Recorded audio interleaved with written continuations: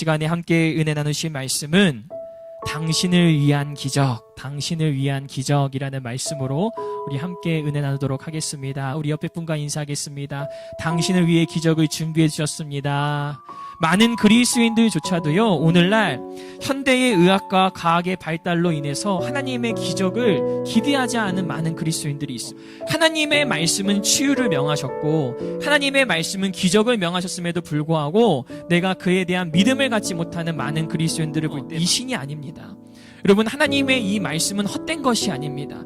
하나님의 말씀은 진리이고 오늘도 그 말씀이 이루어지고 선포되고 성취된다는 그 사실을 분명하게 아시기를 바랍니다. 예수님의 시대를 한번 얘기해 볼까요? 예수님의 시대에도요, 12년 동안 혈류병을 앓았던 그 여인이요, 예수님의 그 옷자락만 만지기만 하면 나의 이 모든 병이 나으리라, 내가 이 병에서 구원을 받으리라라는 그 마음으로 수많은 무리를 뚫고 예수님 앞에 나아갔습니다. 예수님의 옷자락을 만지기만 했는데 그 병이 완전히 치유되었습니다. 여러분, 이것이 예수님 시대에 나타났던 기적입니다. 또한 우리가 아는 것처럼 가버나움의 백부장 또한 자신의 스라에 하인이 있었는데 그 하인이 중풍병에 걸리게 됩니다.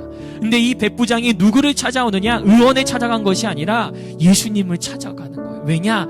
당시 예수님이 수많은 사람들을 치유하시고 기적을 나타나시고 하나님의 초자연적인 역사를 나타내신다는 그 소식을 듣고 자신의 하인의 중풍병을 고치기 위해서 예수님을 찾아가게 되는 거죠.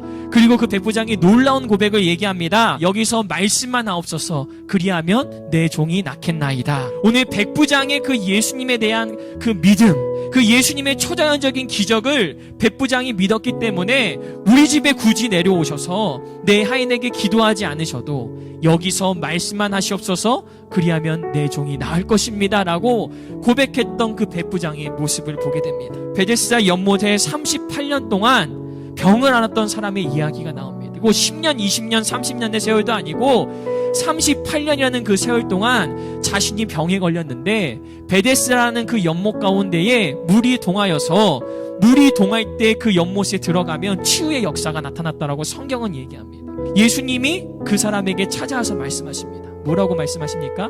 내가 낫고자 하느냐.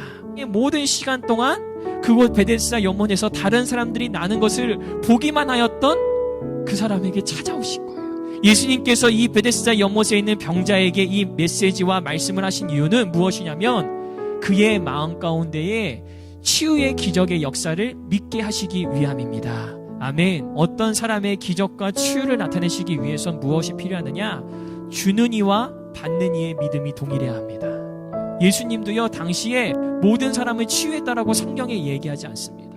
오히려 예수님이 치유받지 못하고 말씀을 깨닫지 못한 이들을 기이하게 여기셨다라고 예수님은 또 얘기하십니다. 여러분, 받는 이의 믿음이 없으면요, 하나님의 말씀 메시지가 선포되어지고 예수님이 축사하여도 어떠한 기적도 일어나지 않는 겁니다. 예수 그리스도를 받은 우리가 이미 하나님께서 예수 그리스도 독생자를 우리에게 주셨을 때에 모든 신유와 치유의 역사를 우리에게 선물로 주셨습니다. 오늘 이 자리에 앉아 계신 여러분들과 하나님의 말씀을 듣고 있는 모든 분들은 하나님의 기적과 치유가 내 안에 역사된다는 그 사실을 믿으시기 바랍니다. 그러므로 내가 기도할 때에, 내가 하나님의 말씀을 선포할 때에 치유가 나에게 임하였습니다. 아멘. 하나님의 메시지를 믿으시기 바랍니다.